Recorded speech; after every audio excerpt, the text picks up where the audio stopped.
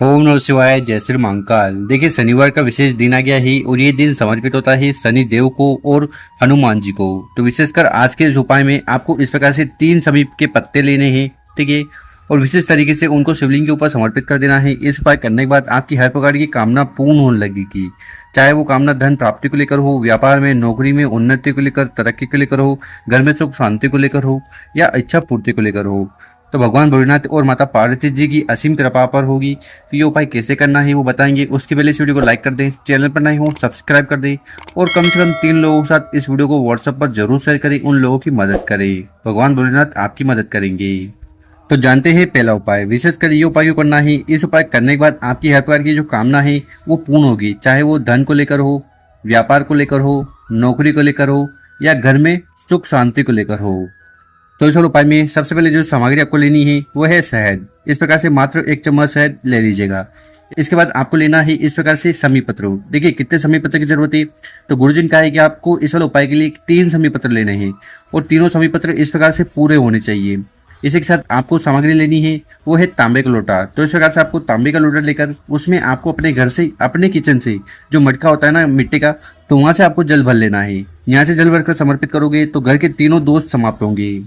तो इस प्रकार से बताइए कि तीनों सामग्री को लेकर चले जाना है शिव मंदिर, ठीक है। गुरुजी ने कहा है कि ये वाला उपाय सुबह करना चाहो तो सुबह कर सकते हो, शाम को करना चाहो तो शाम को कर सकते हो, और शिव मंदिर में पहुंचकर जो भी पूजन पाठ आपको शिवलिंग के पहले करनी है वो कर लीजिएगा। फिर उत्तर दिशा की तरफ मुंह कर बैठ जाना है।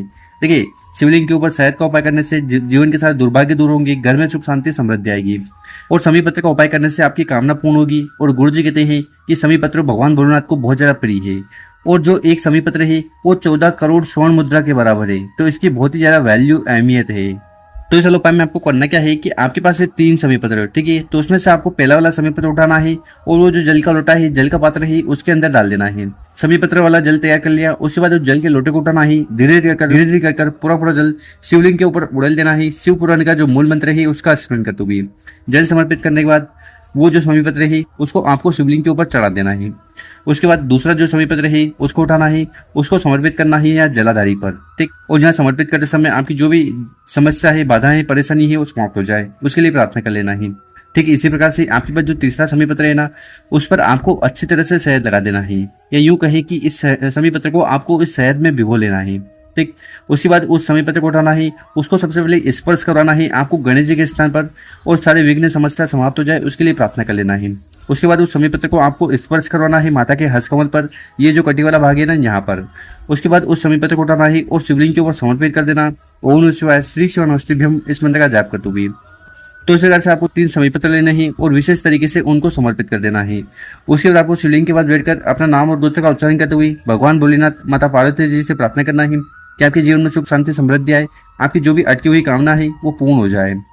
साथ ही साथ अगर आप इस बात को लेकर दुखी परेशान हो कि घर में धन संपदा की कमी है, माता लक्ष्मी को वास नहीं है, क्योंकि एक रुपया कमाने के लिए प्रयत्न कर रहे हो पर धन प्राप्ति नहीं हो पा रही है, तो उसके लिए भी आपको विशेष उपाय जरूर करना है। अब जानते हैं गुरुजी द्वारा बताया गया दूसरा उपाय। विशेषकर उपाय को करना है। देखिए, अगर आपके जीवन में दुख है, परेशानियां हैं, ठीक है, या यूं कहिए कि किसी प्रकार की समस्या है, ठीक, और आप चाहते हो कि ये जो बाधा है, झंझट है, ये समाप्त हो जाए, तो फिर आपको दूसरा वाला उपाय करने से नहीं चुकना है। और ये दूसरा वाला उपाय कैसे करना है वो बताएंगे। उसके पहले अपने शुभ हाथ से 2 कार्य कर लें। एक तो इस वीडियो को लाइक कर दें, और कम से कम 5 लोगों के साथ व्हाट्सएप पर इस वीडियो को शेयर कर दें। तो चलो, उपाय में मात्र आपको 2 सामग्री लेनी है। एक तो ले लेनी है सरसों का तेल। क्या लेना है? सरसों का तेल। कितना लेना है? 1-2 चम्मच सरसों का तेल ले लीजिएगा। उसके साथ आपको लेना है इस प्रकार से दीपक। देखिए, आप चाहो तो दीपक मिट्टी का ले सकते हो, या आटे का भी आप दीपक बना सकते हो। पर जब भी आटे का दीपक बनाओ ना, तो न तो उसमें आपको हल्दी डालनी है और न ही नमक। तो प्योर आटे का दीपक बना लेना। इस दीपक के अंदर जो बत्ती होगी वो होगी गोल।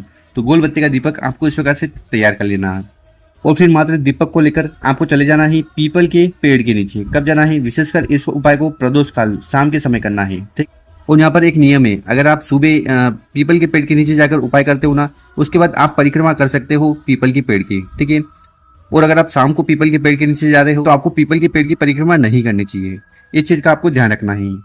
तो पीपल के पेड़ के नीचे जाकर आपके पास जो दीपक है ना, उसको वहां पर रख देना है, और अपना नाम और गोत्र का उच्चारण करते हुए, साथ ही साथ पीपलेश्वर महादेव जी का स्मरण करते हुए उस दीपक को यहाँ पर प्रज्वलित कर देना है, जला देना है, ठीक है। उसके बाद आपको वहाँ पर बैठकर पिपलेश्वर महादेव से प्रार्थना करना है कि आपके हर प्रकार के दुख परेशानी समस्या को समाप्त करें। तो इस प्रकार से आपको विशेष उपाय जरूर करना है। इस उपाय करने के बाद पिपलेश्वर महादेव जी की असीम कृपा होगी। साथ ही साथ अगर आपके जीवन में शनि दोष है, जैसे साढ़े है, दैया है, तो इन समस्या से भी मुक्ति मिलेगी। क्यों?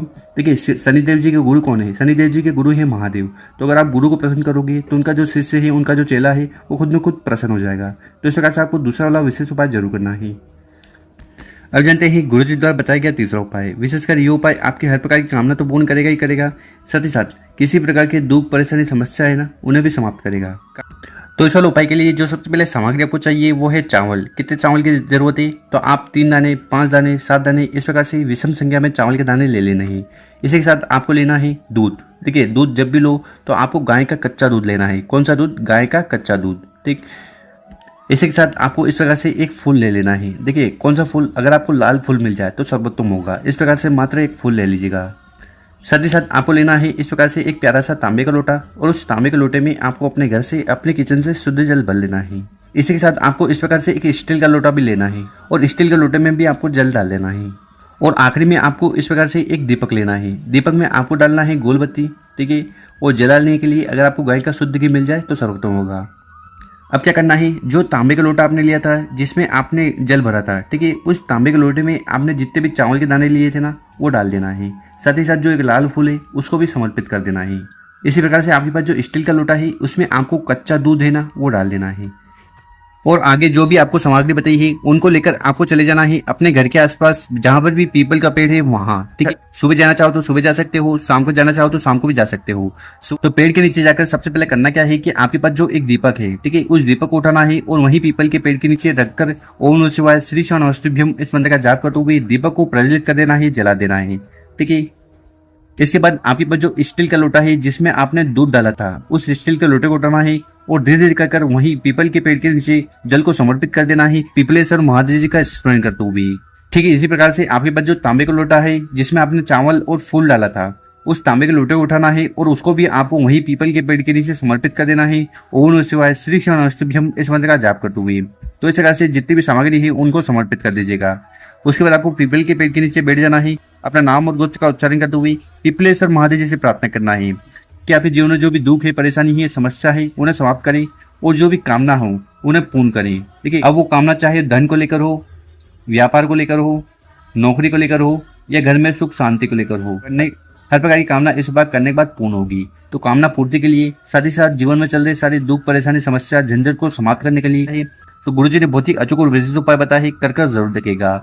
और मेरे प्यारे दोस्तों, अगर आपको वीडियो अच्छी लगी हो तो इस वीडियो को 5 लोगों के साथ व्हाट्सएप पर, इंस्टाग्राम पर या फेसबुक पर जरूर शेयर करें। ओम नमः शिवाय, जय श्री महाकाल। मिलते हैं हम आपसे कोई नई वीडियो में।